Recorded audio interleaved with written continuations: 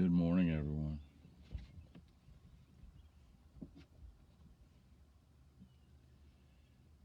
I'm sitting here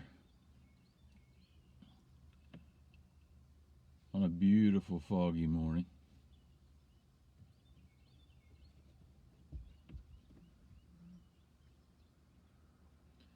in the northern Shenandoah Valley. The sun is coming up behind me.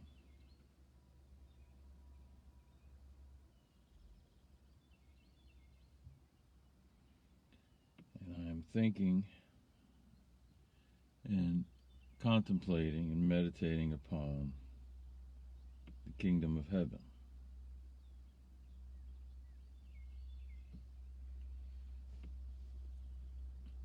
The whole time that Jesus, Yeshua, Ishu Mashiach was with us,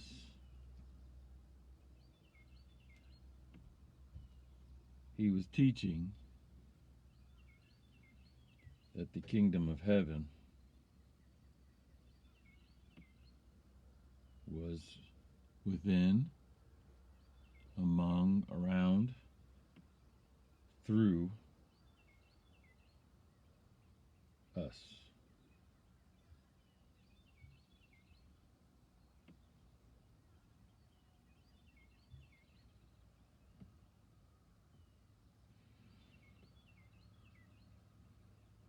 He taught in many, many parables about the kingdom. He announced many, many times the arrival of the kingdom. And even Paul said that the kingdom was a great mystery that had been hidden for many, many generations.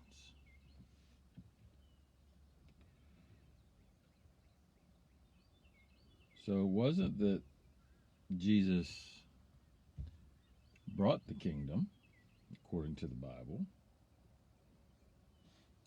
It was that Jesus revealed the kingdom, according to the Bible. And according to all of the other scriptures, good morning all,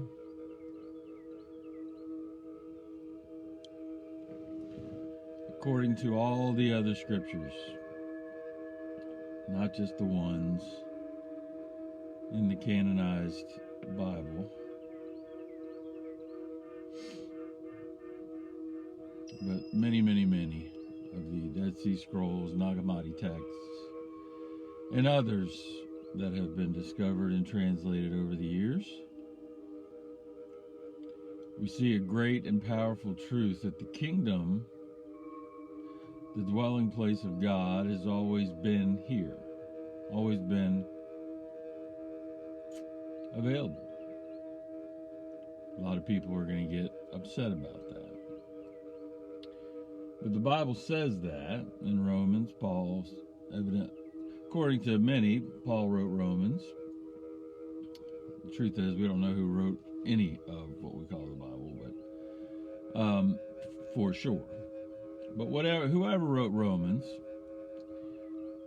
said that since the beginning, God's invisible nature has been made clear.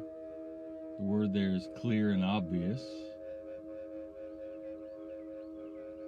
The Latin word is manifestus, as obvious as your hand in front of your face. Manifest. That the invisible nature of God, his kingdom, God's kingdom has been made clear and obvious since the beginning.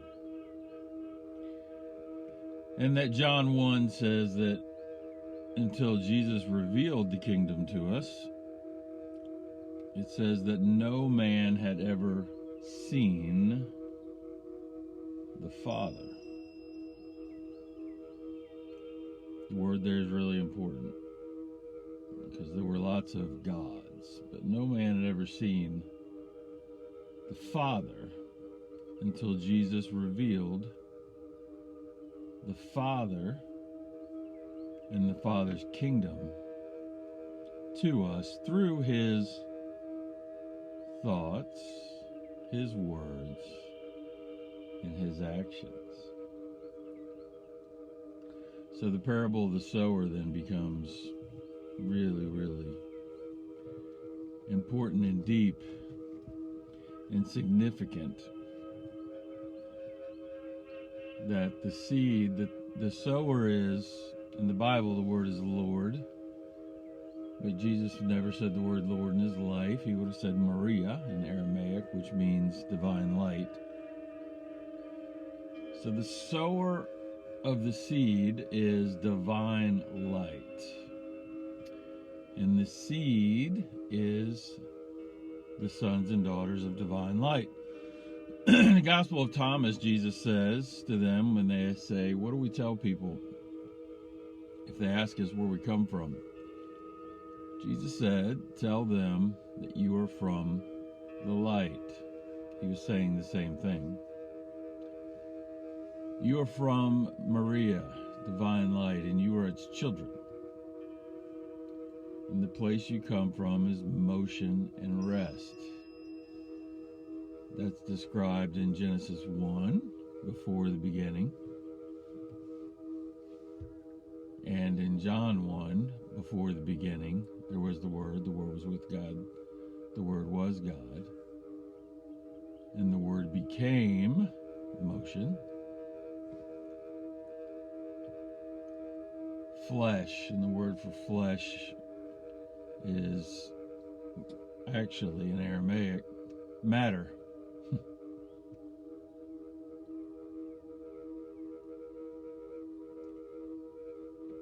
So the parable of the sower is really important. It's important to know that the sower is divine light. It's important to know that the divine light's always been here. And it's important to know that you are the children of that divine light. Jesus said you are the new Ra, the reflected light of the divine light of the cosmos, that you are the light that has descended into matter. People ask me all the time, why are you so excited about learning the language that Jesus spoke? And this is why. See, in the parable of the sower, it's exciting to know that I am a seed sown into matter. And that the weeds that I encounter are as a result of seeds that are sown by what's referred to as the enemy, the Satana.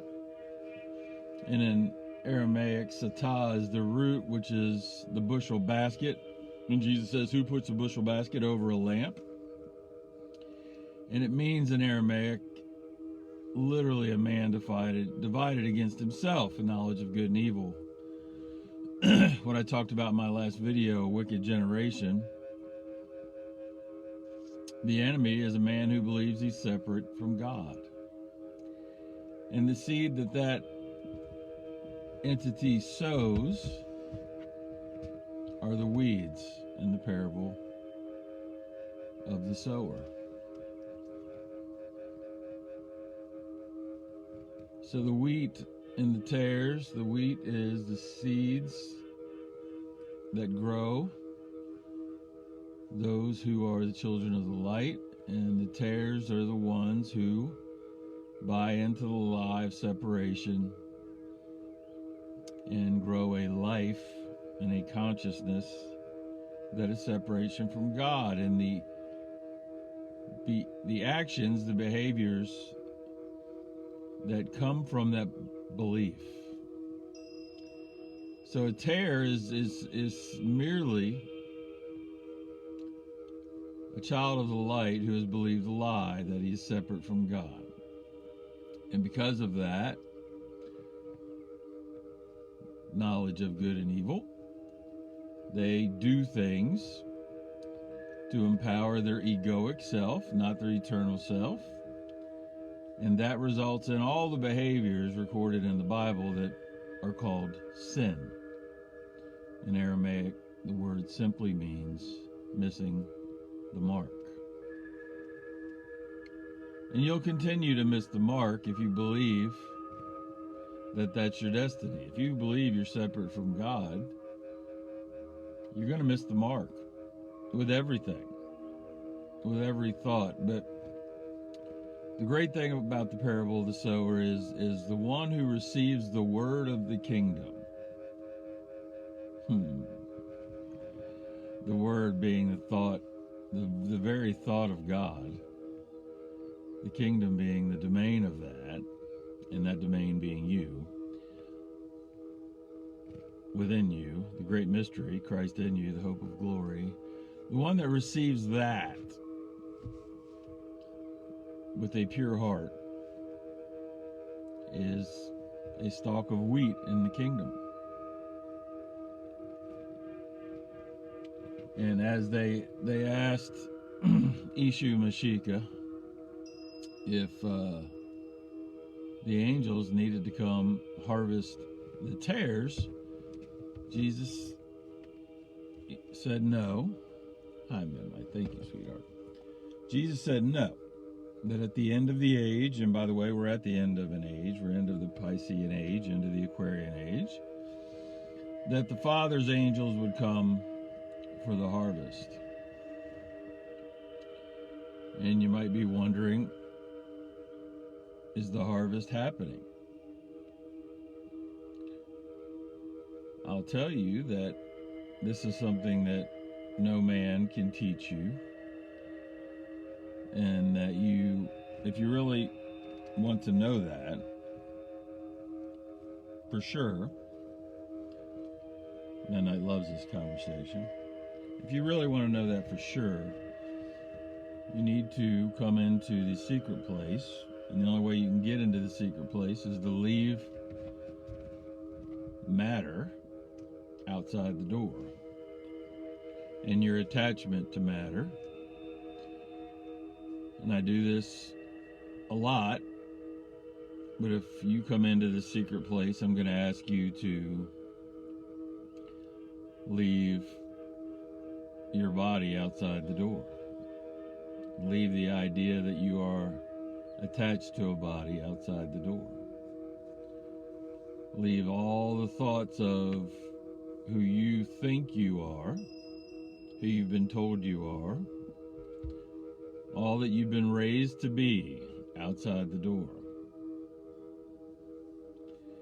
And you cannot come into the secret place, the place of being, until you've accomplished this. Jesus referred to it as denying self and taking up your cross. Taking up the cross is the crucifixion of the five senses, which you leave outside the door. You don't have a flesh body. You don't have fleshly eyes, fleshly ears, fleshly tastes. But if you really want to know if the harvest is happening, you leave all of that outside the door and come into the place of being. This is awesome. The sun's rising. You can see it shining off my face. Come into the place of being, and once you've done that, once you've entered, and all that remains is a son or daughter of light, and you enter the rest of motion and rest, and you know the answer to the question of, is the harvest happening? You can also answer a couple other questions. Has this person ever been born? This being ever been born? Will this being ever die? Does this being, this entity, can it increase? Can it decrease?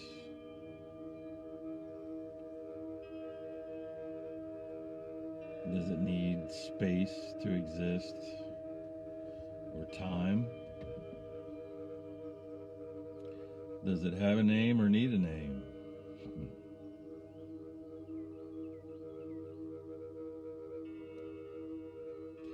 In the beginning was the Word. The Word was with God. The Word was God, and the Word descended into matter and dwelt among us. I pray that you've received from the Father the answer to your question, because the truth is no man can teach you anything. And you came here with everything you need. The great mystery has been revealed that was hidden for generations. But Christ, Yeshu Mashiach, has revealed it to us. The kingdom is within you, Christ in you, the hope of glory, the unseen presence of the Father.